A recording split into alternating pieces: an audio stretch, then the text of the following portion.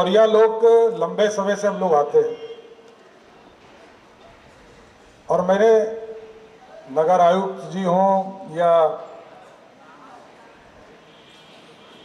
विभाग के सचिव हो आनंद किशोर जी को भी मैंने आग्रह किया, ये पूरा स्वरूप बदलना चाहिए। और नगर निगम एक शब्द सिर्फ चकाचक कहने से चकाचक नहीं होगा, इसकी पूरी व्यवस्था को बदलना। बहुत प्रयास किया है इन लोगों ने, मैं तो 2014 से देख रहा हूं, इसमें काम बहुत है। और हम लोगों ने इसकी शुरुआत की सीवरेज के माध्यम से। सीवरेज हो, पटना से बस स्टैंड को बाहर हम लोगों ने किया, पहाड़ी ले गए। पटना में मेट्रो प्लान की, मेट्रो रेल की कल्पना की। अभी बहुत सा काम पटना का बाकी है। हम लोग प्रयास कर रहे हैं कि एक नया शहर भी बसे। अभी तक तो हम पुराने पटना में ही अपना सारा इफिशिएंसी लगाते हैं, लेकिन एक पूरे ग्रेटर पटना का भी कंसेप्ट पटना में स्थापित हो, इसके आगे बढ़ाना पड़ेगा। लेकिन स्वाभाविक है, आज आपके नियंत्रण कक्ष का उद्घाटन हो या पर्यावरण से जुड़े हुए का संदेश देने वाले एक्सप्रेसवे का हो, एक्सप्रेस का हो, उसी तरह शौचालय को एक व्यवस्थित महिलाओं के द्वारा हाइजीनिक तौर पर सफाई हो, इसकी भी चिंता किया है। पटना महानगर निगम जो है, इसकी पूरी व्यवस्था और अच्छी करनी है।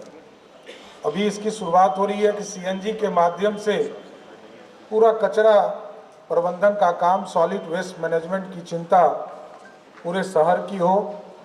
और आपको पूरे एक सिस्टम से, यहाँ के कमांड सिस्टम से ये पता चल सके कि कौन सा गाड़ी किस गली में गया, किस घर से लिया।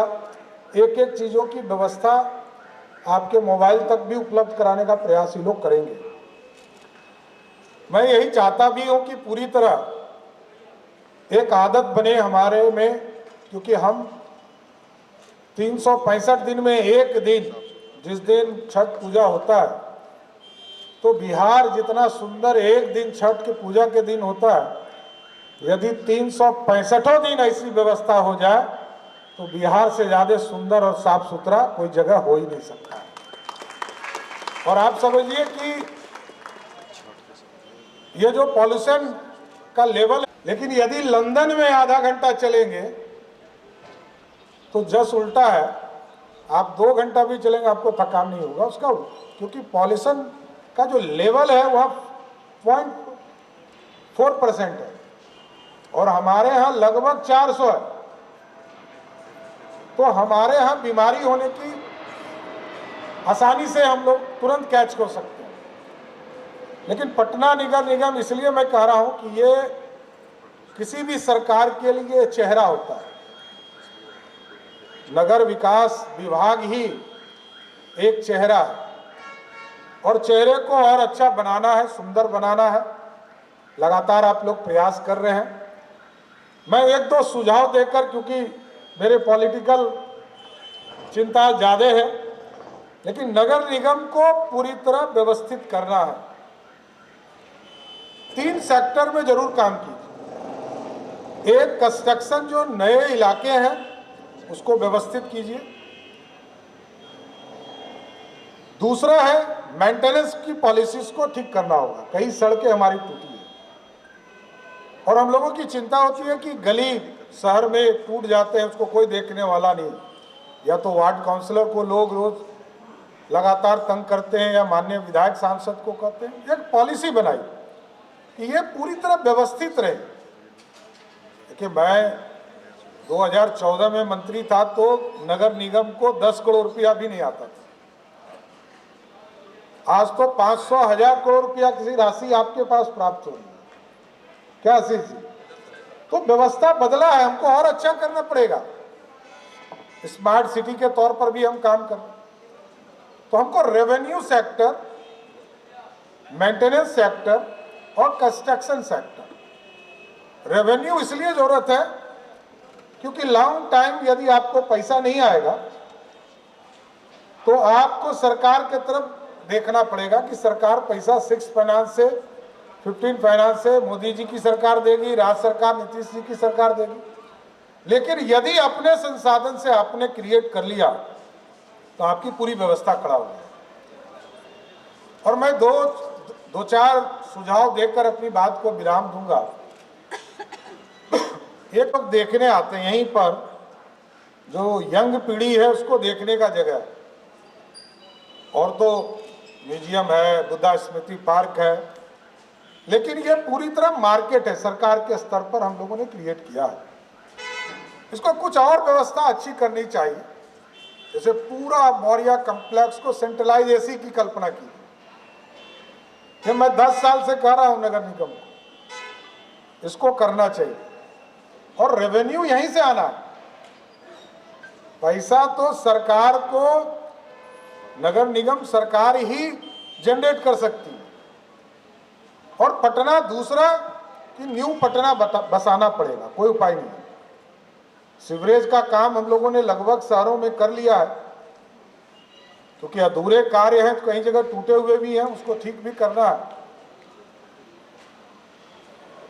दूसरा, मास्टर प्लान को और व्यवस्थित करना पड़ेगा।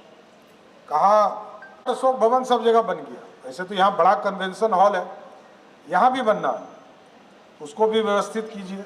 आपके कार्यालय बनने हैं, उसको भी व्यवस्थित करना है। इसलिए पूरा सहयोग रहेगा सरकार की तरफ से। मैं स्पष्ट तौर पर कहता हूं कि पटना नगर निगम को पूरी तरह व्यवस्थित करने में बिहार सरकार और भारत सरकार से पूर्ण रूप से आपको सहयोग कराऊंगा, जिससे कि यह पूरी तरह व्यवस्था बदले। हम लोगों ने थोड़ी सी शुरुआत की थी, चाहे वो ट्रैफिक लाइट हो, हाई मास्क लाइट हो, सीसीटीवी कैमरा हो, इसकी शुरुआत 10 साल पहले हम लोगों ने किया। कई जगह क्राइम कंट्रोल में करने में फायदा मिला, इसको और बढ़ाना पड़ेगा।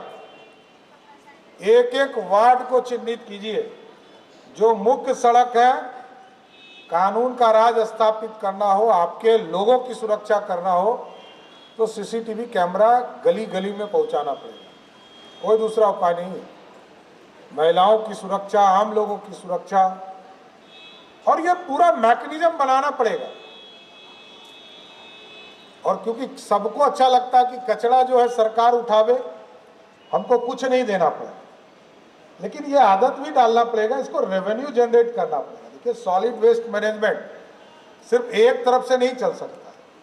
हम कचरा उठाएं, उसका प्रोसेसिंग करें, प्रोसेसिंग करके उसको बिजली का उत्पादन करना है, हम लोग उस पूरे प्रोसेस को पूरा करना है, तभी हम सक्सेस कर पाएंगे।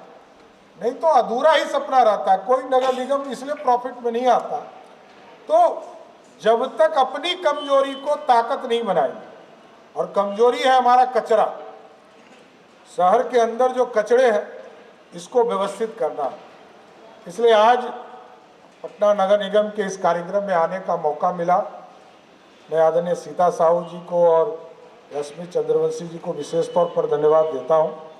अनिमेश जी और आनंद किशोर जी लंबे समय से इसको देख भी रहे थे, अभी फिर हम लोगों ने कहा है कि इसको पूरी तरह अर्बन को एक नए स्वरूप में लाना है। दूसरे शहर को देखकर हम लोग को लगता है कि हम दूसरा शहर और अच्छा होगा। रायपुर जाइएगा, चंडीगढ़ तो बहुत देखकर हम लोगों को उत्साहित करता है, लेकिन पटना को और व्यवस्थित करना है। तो इसमें जो भी सरकार की जरूरत पड़ेगी पूर्ण रूप से आपको हम लोग मदद करते रहेंगे। और पटना नगर निगम को नियंत्रण कक्ष बनाने के लिए, पर्यावरण के संरक्षण के लिए जो आप लोगों ने प्रयास किया है, इसके लिए पूरी शुभकामना है।